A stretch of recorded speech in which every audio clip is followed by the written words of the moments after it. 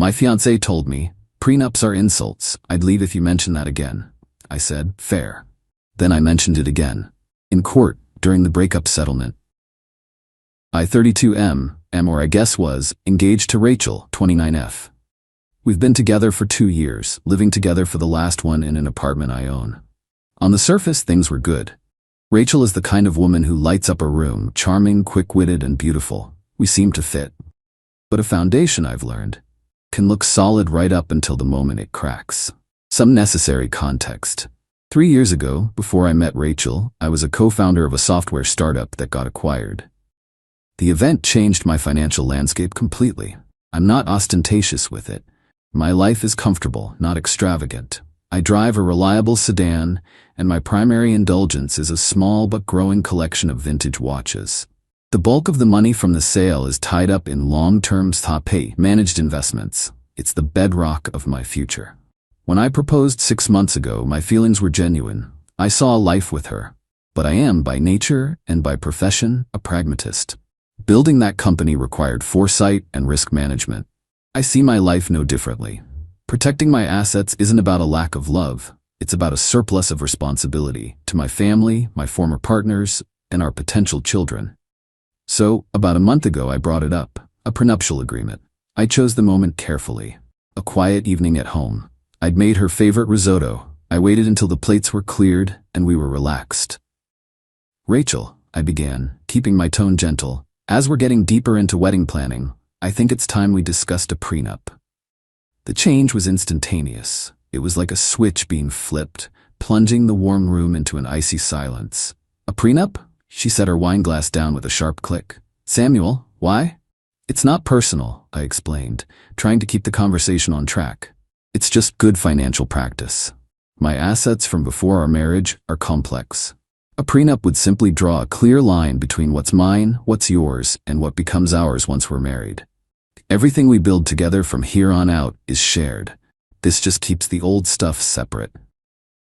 She stood, pushing her chair back.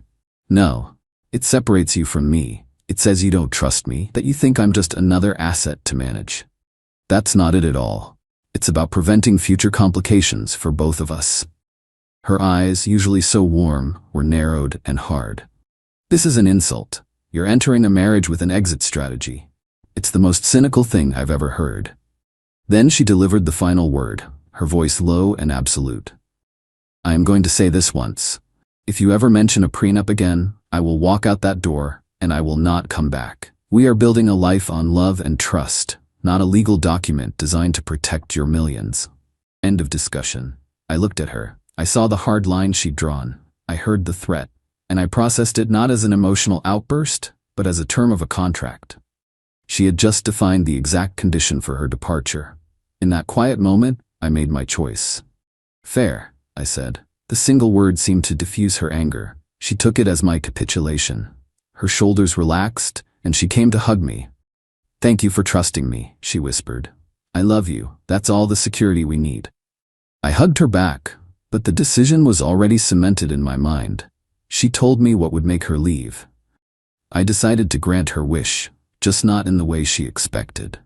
I haven't mentioned the prenup since. The wedding planning has continued, and her parents, Gregory and Catherine, have become increasingly involved, their talk peppered with casual mentions of my finances. I used to see it as benign. Now I see it as due diligence on their investment. I have an appointment with my lawyer next week. Not to plan a marriage, but to strategize a dissolution. Update 1. 3 weeks later. The situation has evolved. My meeting with my lawyer, Deborah, confirmed my path was the right one. I laid out the ultimatum, my decision, and my concerns about the inevitable fallout.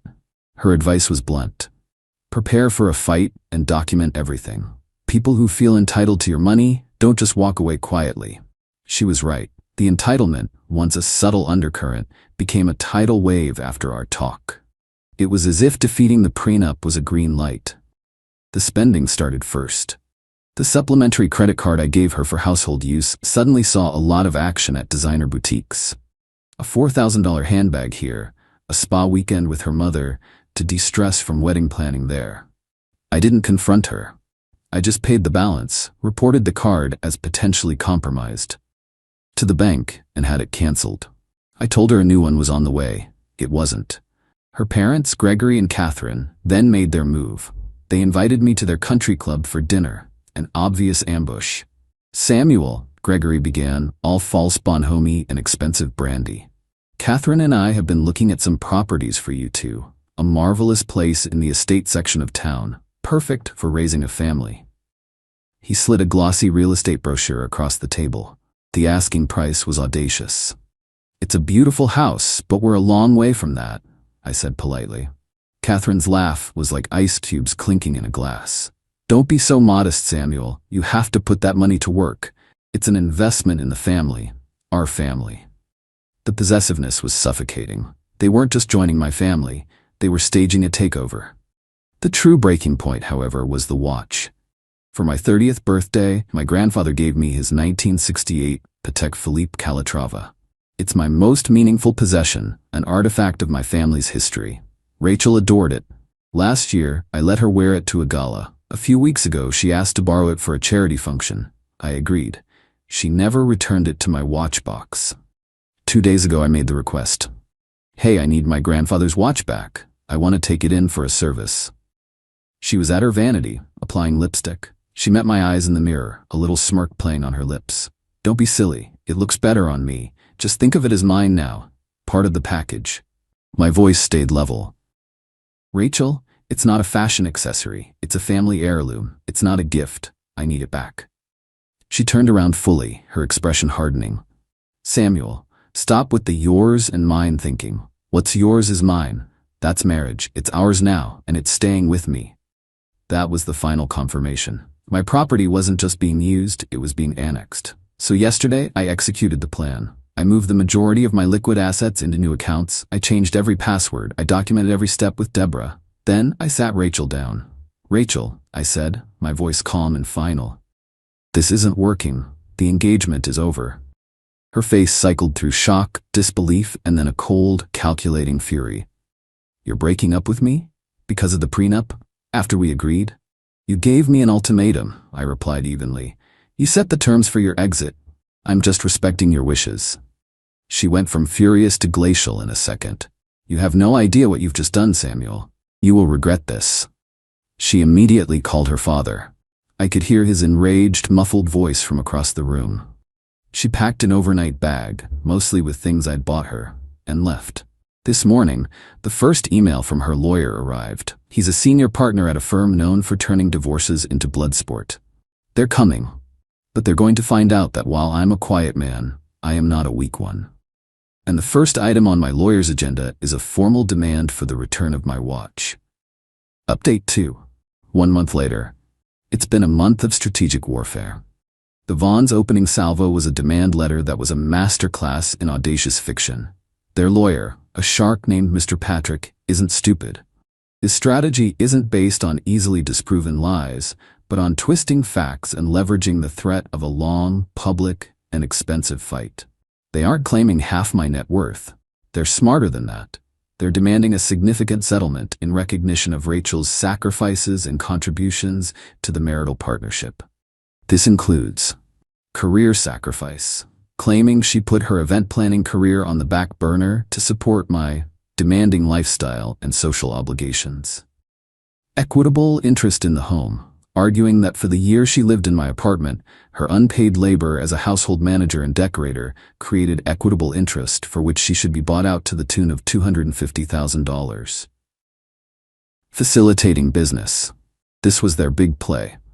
They claim a specific successful angel investment I made was the direct result of a dinner party Rachel hosted, where she, astutely and purposefully, introduced me to a key investor. They aren't saying she had the idea, but that she created the opportunity. Lifestyle maintenance and emotional distress. A lump sum of $1.5 million to allow her to maintain the lifestyle she has become accustomed to, and for the emotional trauma of a broken promise. And of course, the Patek Philippe is listed as a gift, symbolizing the promise of marriage, and is therefore her property. The smear campaign began subtly. Posts from Catherine about the hollowness of new money, and Gregory mentioning to mutual acquaintances how disappointed he was that my character wasn't as strong as my portfolio. This has been stressful, I won't lie. There was a night last week where I was up until 3 a.m. staring at the ceiling, feeling the weight of it all. It felt like an attack on all fronts. For a fleeting moment, I understood why people settle. The thought of just writing a check to make it all go away was tempting. It felt like my life had been turned into a hostile takeover bid. I called Deborah the next day, feeling defeated. "Maybe we should just make them an offer," I said. "Let me ask you something, Samuel," she said, her voice firm. "The investment they're talking about, the dinner party, what's the real story?" "The dinner happened," I admitted. "She did introduce me to the guy, but the groundwork for the deal was already laid. I had been in talks with his company for weeks. The dinner was just a social thing, a formality." "Can you prove it?" she asked. I spent the next 2 hours digging through old emails. And I found it. A chain of emails between myself and the investor, outlining the principles of the deal. The final email, where we agreed to move forward, was dated 1 full week before Rachel's dinner party. My moment of despair vanished, replaced by a cold, hard resolve. But Deborah pointed out a weakness.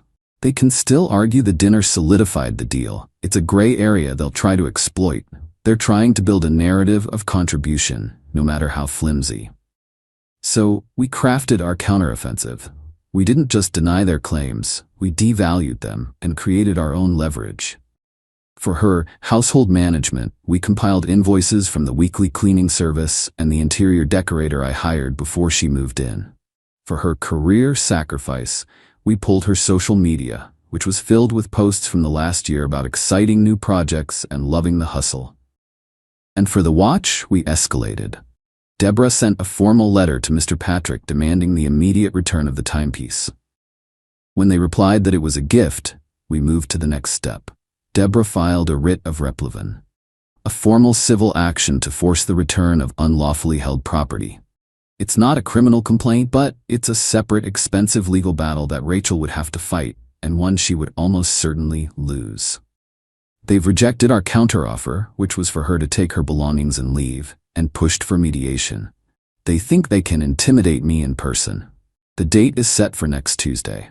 They believe their case has just enough plausibility to make me bleed. They're about to find out how badly they've miscalculated. Final update, 1 week later. It's over. I'm in my apartment. It's silent, except for the soft ticking of a 1968 Patek Philippe Calatrava sitting on the desk beside me. The weight of it feels different now. Not just a connection to my past, but a symbol of a future I just secured. The mediation yesterday was like a play where only half the cast knew the ending. We were in a sterile conference room, me and Deborah on one side, Rachel, her parents, and their lawyer, Mr. Patrick, on the other. Rachel wore an outfit that probably cost more than my first car, a costume of wronged luxury. Gregory sat like a bulldog, all simmering rage. Catherine was the picture of tragic motherhood. Mr. Patrick began, weaving a narrative of my fiancée's broken heart and broken promises. He spoke of her unwavering support, her critical social contributions, and the equitable partnership she believed she was building. He painted me as a cold manipulator who used her love and then discarded her at the first mention of fairness. He presented their reasonable demands as a way for me to do the right thing. When he finished, Deborah let the silence stretch for a beat. Then she opened her file. "Mr. Patrick," she began, her voice calm and clear, "my client is indeed here to honor a promise, the one Miss Rachel Vaughn made to him." She looked directly at Rachel. "On the evening of April 28th, you told my client, if you ever mention a prenup again, I will walk out that door and I will not come back. You presented this as a non-negotiable term of your relationship. My client has simply chosen to accept your terms. The topic was raised again in your legal filings, and so we are here to facilitate your departure, as you requested." The color drained from Catherine's face. Gregory's jaw tightened. Deborah then moved on to the claims. Point by meticulous point, she dismantled their narrative. She presented the invoices from the cleaners and decorator, reducing the $250,000 household manager claim to absurdity.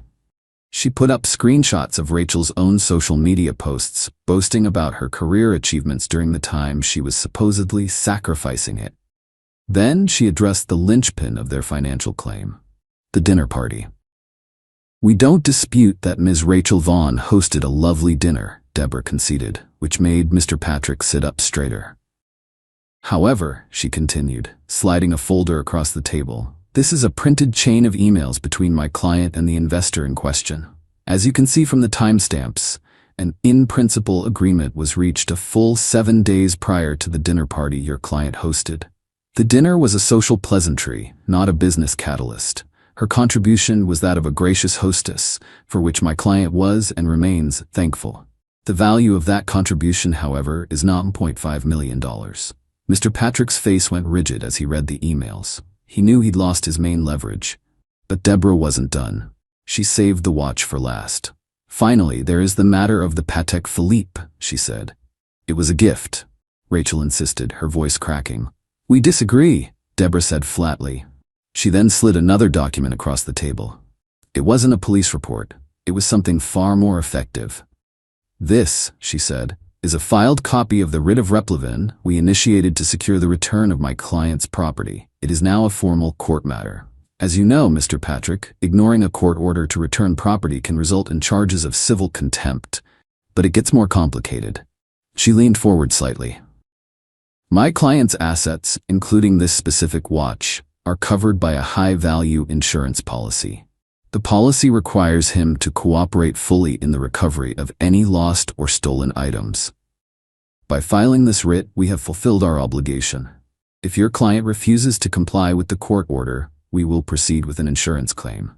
And then, the insurer's legal department, with their essentially unlimited resources, will exercise their right of subrogation. They will come after Ms. Rachel Vaughn, not just for the value of the watch, but for all associated legal fees. I can assure you, their lawyers are much more aggressive and much less pleasant to deal with than I am. The checkmate wasn't a threat of jail. It was the threat of financial annihilation at the hands of a corporate giant. Gregory, the supposed titan of business, understood immediately. He looked at his daughter with utter fury, not for what she did, but for how badly she had failed. He was staring at a bottomless money pit of legal fees.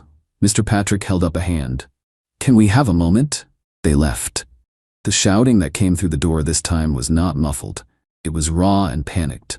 20 minutes later they returned, defeated.